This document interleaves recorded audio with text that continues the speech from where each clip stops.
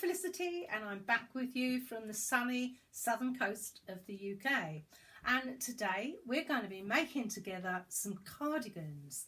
Now I'm thrilled with these cardigans. I do love a little thin cardi in the summer on top of dresses and little cover-ups, and this is a great pattern, but I've got a few things I need to share with you about this pattern before we get going on making up. Now this is the pattern that we're going to be using, and this is Simplicity 8951, and you will notice I'm not in my sewing room. No, I'm not. I'm having to deal with recording in my living room because we're having some decorating done, and unfortunately the light isn't good in here, but I'm just going to go with it. So this pattern uses stretch fabric. Now I must have a word with all you bigger busted girls. Just because you're using stretch fabric does not mean that you don't need to do a full bust adjustment. No ma'am. Okay, and I'm going to tell you why. I made two cardigans. This one has had a full bust adjustment. Okay, there are no darts in it, so if you have got a bigger bust, you must get a bit more room going in this, because otherwise I'll show you what will happen. Right, so this one has had the full bust adjustment. Right, and notice how it comes more or less straight down here because I've put more room around the bust. So here's the other one I made. Now I really like it. However, I didn't do a full bust adjustment. And if you look at this, excuse me, you can see it's pulling. If I undo this and I wanted to wear it undone, it might be okay for some people, but I'm here to tell you how to do things properly. Okay, so this is what happens. When it's undone, it will come like this, okay? And it's not acceptable for me. I want to wear mine undone, but I still want it straight down. My husband tells me that I have haunches, besides the fact that I actually thought that haunches were something a horse had, but still, never mind. Okay. This is what I call my haunches here. So I had to take off 3 inches from the bodice length on this, because otherwise when it hit my haunches, it just turned up. Okay, so I prefer it shorter anyway to come in down here. So be aware of that. If you need to shorten it, do that. I'm going to put information on how I put my full bust adjustment. How I do my full bust adjustment for you if you need to do it. Please do it, because I harp on to people all the time about doing this full bust adjustment, because you will never get it to fit properly if you don't do it. I know it's scary. Some people find it scary, but it's not really. Right? Once you get used to it, you'll get so used to doing it every time you make, clothing. Right, okay, so I'm going to make the next one for my daughter, who actually is a little skinny blinky, really. So I'm actually going to do this one in size 10, but I am going to lift it up because she's short. She's not even 5 foot tall. And so I'm going to shorten it in the bodice. I'm just going to turn it up, and then we're going to get on with some machining. I keep thinking of other things I need to tell you actually about this cardigan. Yes, it only goes up to a size 44 bust, so not terribly inclusive. However, I'm going to harp on about this blimmin' bust adjustment until you do it, okay? I'm actually a 46 bust now, but my upper bust is 42, and that is the size I go with. So I do 42 and then I put in the bust adjustment. However, a friend of mine made this and she told me that it isn't very generous in sizing. So I did do the larger size of 44 bust, okay, and I put the bust adjustment in it. All right, so be aware of that. This isn't very generous in the sizing. So here are the different options, and you can see that one of them has a collar. View D and C has a collar. Now, I like the deep rib at the bottom. There's also an option to do the shorter rib. But the part that I altered wasn't the rib, it was the main bodice. Okay, so there's not many pieces that you have to cut out for this. Okay, so there are the pieces we need. We've got the back piece, which is on a fold, the front piece. This one is for the rib at the bottom, and by the way, I didn't use rib. I'm using cotton lycra because I found ribbing too bulky for it, particularly if you want a thin one. If you want a thin cardigan, you don't really want that bulk, but that's up to you to sort out. Okay, and then here we have the cuffs. This is the rib for around the neck, and there's your sleeves, and these are your different lengths for your button opening down the front, whichever you want to do, whether a longer one or a shorter one. So I'm going to go ahead, I'm going to cut out all the pieces that I need, and I'll probably do a size 10 for my daughter. And so I'm going to get on and cut all those pieces out, and I'll be back. So if you're unclear whether you need to do a full bust adjustment, I'll just briefly show you. I measure 42 inches on my upper bust here, pull it quite tight. Anyway, it's 42. My full bust is 46.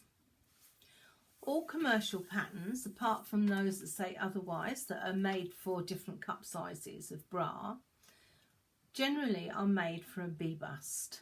All right, so if you go over a B bust, like I've got 4 inches difference, and this pattern would probably accommodate if you had a maximum of 2 inches difference between high bust and full bust. So anyway, I'm going to put all the information on a tutorial that you can follow on YouTube that will help. The one that I think is possibly the best, and the method that I chose. There are lots of different methods for adding darts, giving more space to your bust from a dartless garment. I mean, there's princess seams and all sorts of seams, but at the moment you only need to worry about getting more room into a dartless garment. So I've cut out all my pieces, and I actually had to take 2.5 inches off of this. I couldn't get hold of my daughter because she's a nurse and she was sleeping. Okay, and so I had to guess it. So I've cut out my fronts, my 2 fronts, my 2 sleeves, and the back. Now I just want to tell you a little bit about this fabric. This is a single knit with a lot of stretch. Now it does give you a stretch guide at the back of the pattern, and you need to make sure that your fabric stretches as much as is required. So there's your stretching piece, so you need to hold it there and stretch it right to the end there. And so I'm just going to hold it there just to show you. Right, so if I hold it there, there's the length. It has to stretch right to the end, and as you can see, it does that easily. All right, so we're almost ready to go. So there's my front, my 2 fronts, my back cut on the fold, and the sleeve, 2 sleeves. Right, so here we have the front band. Now, the other thing I have to remind you is that if you cut it shorter on the bodice by 2.5 inches, like I did, if you like a short cardigan, you will need to shorten this. Don't forget to shorten the front band by 2.5 inches as well. All right, otherwise it won't fit. And here we have the bottom band, the rib at the bottom, which I haven't used a rib. As I said before, I've used a cotton lycra. There are our sleeve bands around your cuff. And this one is your neckband, just one. I'm going to be using my overlocker for this. I have the overlocker set on the differential, which is the setting you would use for stretch fabric. All right, so if you haven't got an overlocker, then by all means use your sewing machine, maybe a zigzag stitch or even a stretch stitch, but this needs lots of pulling. All right, so you can't really pin it or tack it because you need that stretch. You need to get hold of it and pull it. Right, let's get on with some sewing. So the first thing we need to do is to sew the front and the back together along the shoulder seams and side seams. So I'm going to just get on and do that. So there we have the front and the back sewn together on the shoulders and down the side seams. That was super easy, but don't forget that your seam allowance will be 5/8 on this garment, and so therefore you need to cut off you know, at least 1/4 inch on the overlocker in order to achieve the 5/8 of an inch. Right, so next part. I'm not going to show you me machining because you know what that looks like. I will tell you what I'm doing, of course, before I do it. But my overlocker makes a hell of a lot of noise and not very pleasant. I have got other overlockers, but this one's got black on it and I need black. And I don't want to start messing about with overlockers. Right, okay, so please make sure that all of your markings are on your fabric because they're so important. The ones that are in the middle here are where you line up with the side seams, so you need that, okay? And I always do a slit. I'm a slitter. You may be a notcher, but I'm a slitter because I like to get things done quite quickly. And so make sure all your markings are there. They're very important. Right, the other thing that I like to do, although it's not normally on the pattern piece, I like to centralize, which means I like a centre back notch, centre back notch, centre back notch. Right, so next thing we're going to do, I've done that one. Next thing we need to do is to attach this to the bottom of the cardigan. Sorry about the lighting in here, it's just a nightmare, isn't it? As I say, I'm having it decorated, not even my sewing room, but that's where we've had to store things. Right, so next thing, make sure that this is round the right way. Black is a nightmare to, of course you may not be using black. Right, I think that's right. So fold it in half. It's a wide band. Fold it in half and machine it onto the cardigan at the bottom, doubled. Now at the moment I'm going to put a few pins in just so I can show you. Now the trouble with knit is it rolls round, doesn't it? It's a bit of a pain sometimes to work with. So here, right, so there is my notch. My side notch is there. My side notch, side seam notch is there. So when you're machining this on, you must stretch it to the side seam. It does need a bit of stretching, and when you come to doing the neck you have to really stretch it, otherwise it doesn't go around the curve. So I'm just going to find the center of the back, because I say there's no notch on the pattern, but I always like a central notch or snip, whatever you do. If you snip, don't go too far, you only want a tiny snip. So I've pinned that onto there, and as you know, we cannot pin with the overlocker, well, they have to be taken off. So what I'm going to do, I'm going to go ahead, I'm going to match up this at the side seams. I'm going to match up the 2 notches on the center back of the band and the center back of the main piece. I'm going to match up the notches at the side seam there, and I'll be back. I've sewn that on now, the bottom of the cardie like this. Now, just a couple of things I need to tell you about. If you're using stretch material, please make sure that everything matches down the front, because can you imagine how horrendous that would look like if it done up like that? Okay, so make sure, keep an eye. Now, one thing you can do to make sure that you cut that out correct is, first of all, I cut off the sloping piece at the front. It's because it's more difficult to line up the front with the slope coming down here. So that way, and also always overlocker on the side of the stripe, so that you can find yourself a line and keep it straight. Right, so I've sewn that. I'm now going to sew the sleeves together down the side seams, keeping your 5/8 seam allowance all the way along. So all the way down your inside of your sleeve on the 2 sleeves. I'm also going to machine down the cuffs at the same time. I'm going to overlock the cuffs. Okay, these are the cuff pieces, so I'm going to fold them in half like this, and I'm going to machine down here. I'm also going to machine the front.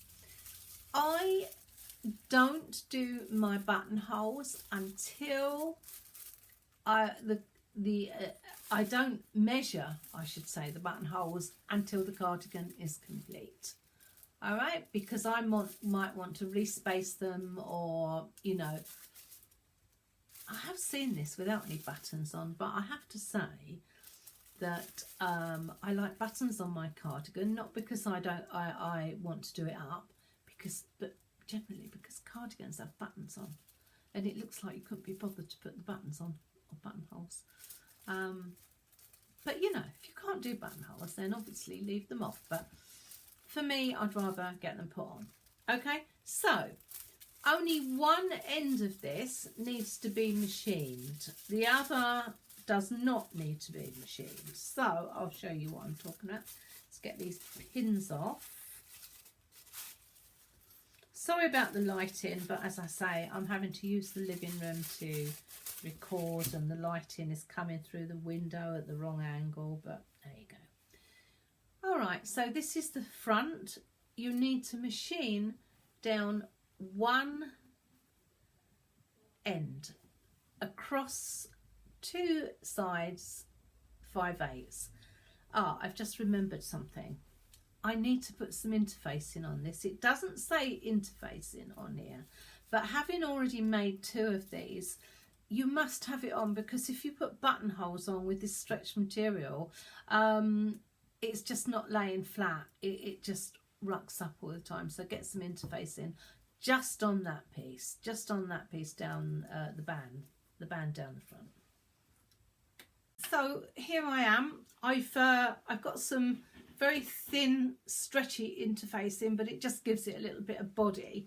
They do actually say to sew a square of interfacing where you're going to do your buttonhole. But of course, as I said before, I don't know where I want my buttonholes. I should probably want to respace them or do something, because I've shortened it. So I'm now going to go down the side seams on the sleeve. I'm going to go down the seam on the cuff, and I'm also going to take off 5/8 from both of these rather, both of the front bands. Okay, I've now machined down the sleeve, the inside of the sleeve. Okay, I've turned that through. I've machined the cuffs, and here is the cuff in half.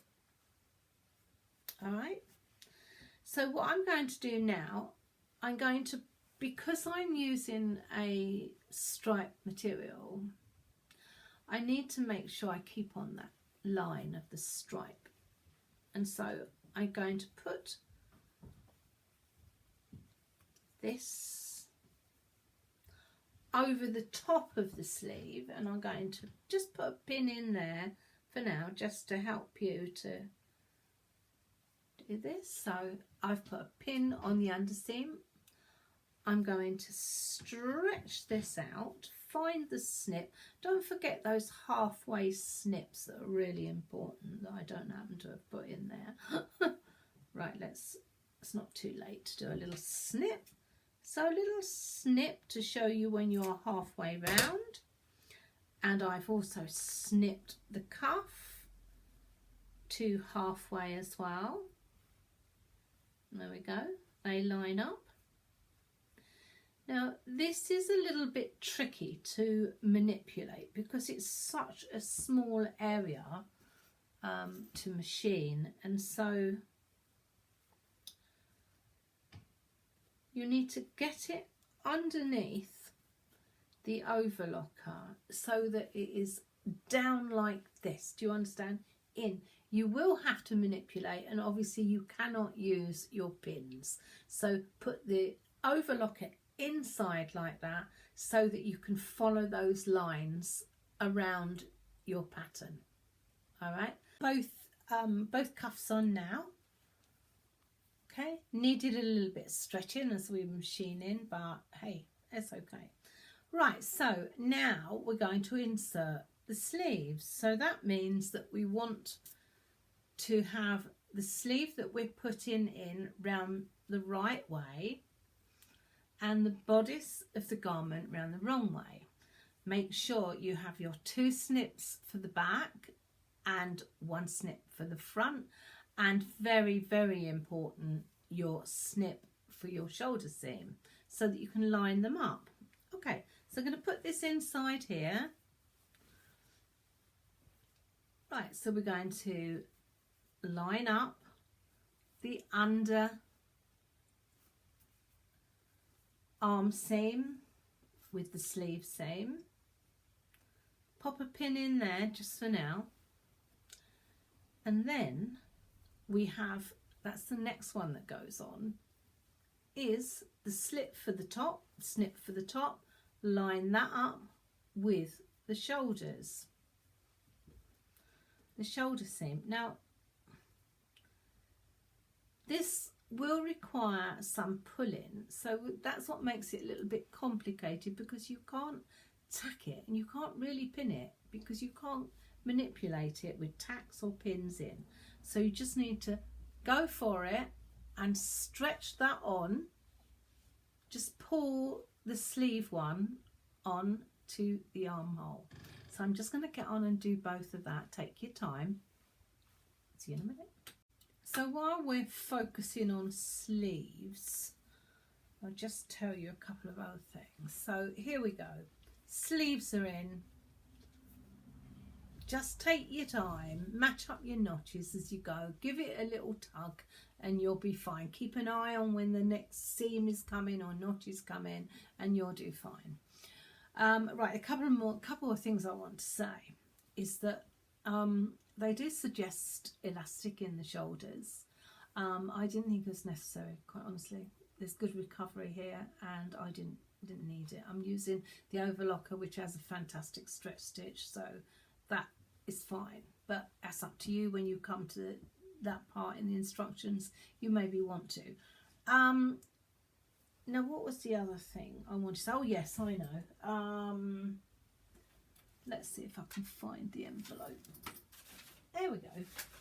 Right, so take note of the length of the sleeves. They're like 3/4 length sleeves, but in,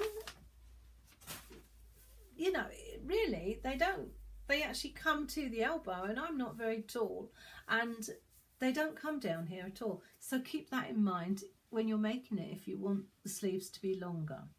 Right, the next part is one of the most complicated parts, and one that sometimes I've had to do once or twice, which is complicated because I'm doing it on the overlocker.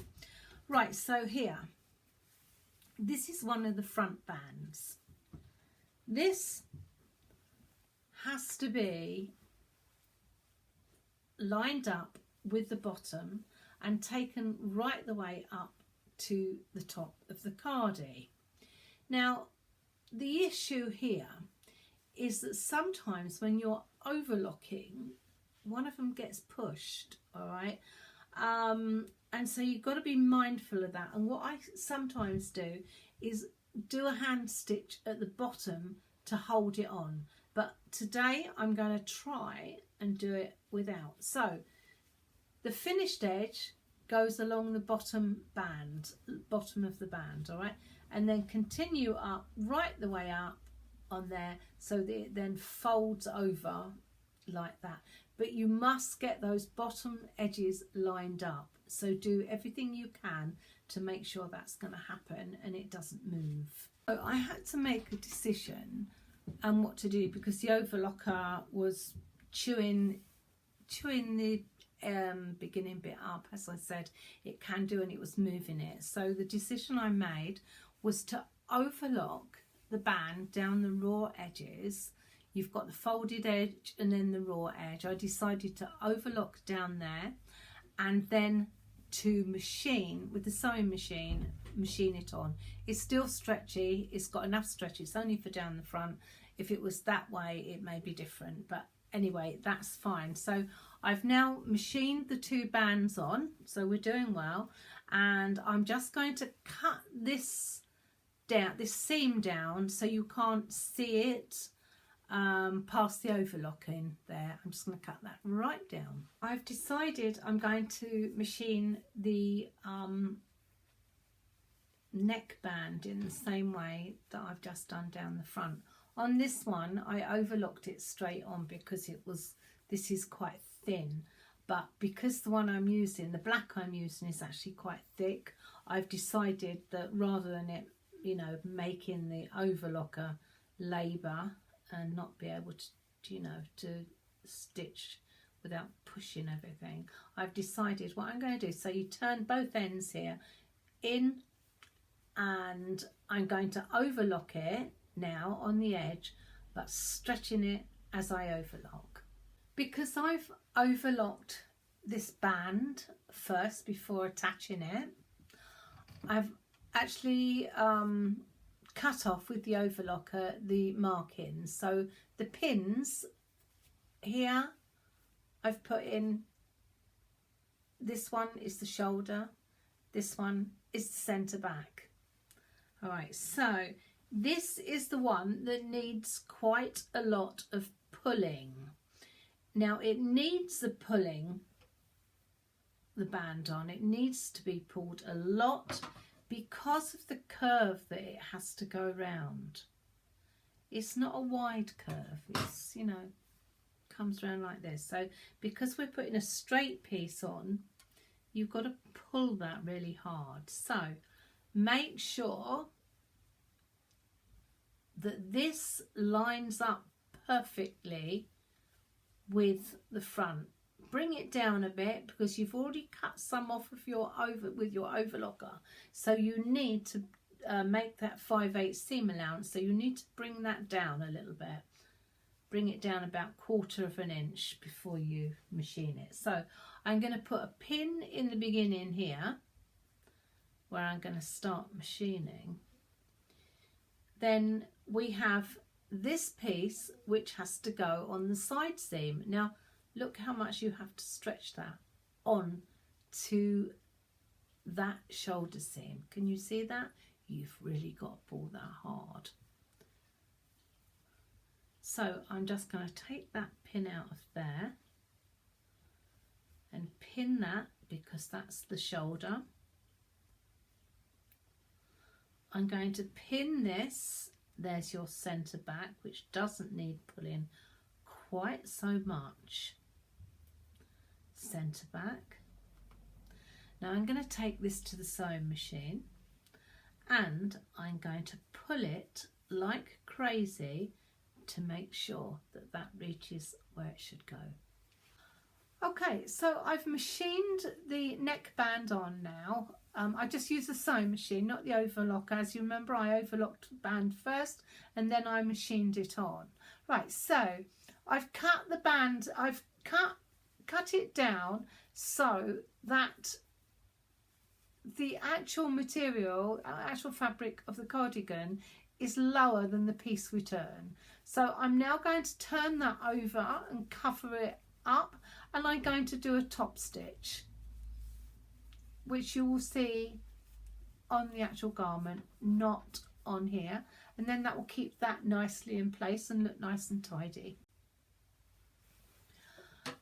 I've now done the top stitching, so basically the cardigan is finished apart from the buttons and buttonholes, and also the neatening of the edges. Now, the one drawback with this pattern is you have edges like this of the overlocking. So what I do is I have left long threads here and here.